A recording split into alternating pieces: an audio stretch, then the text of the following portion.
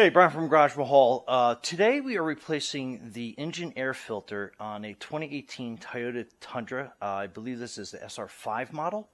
So it's pretty easy compared to a lot of other trucks out there and cars. This is your air box. This is the 4.6 liter V8 engine on this Toyota.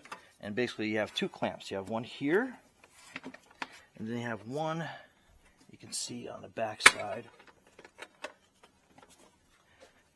And then you're basically lifting this up, and it's got two little tabs in the back, and then that is your engine air filter. And oh boy, that definitely needs to be replaced. So this is your new one. Just make sure they're the same size, and you can tell how clean that is and what differences is going to make on your gas mileage and your performance.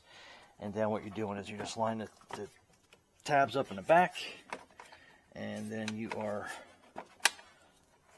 putting the clamps back into place. Clamp it down on that side, and that's it. And that is how you replace your air filter on your 2018 SR5 Toyota Tundra 4.6 liter engine.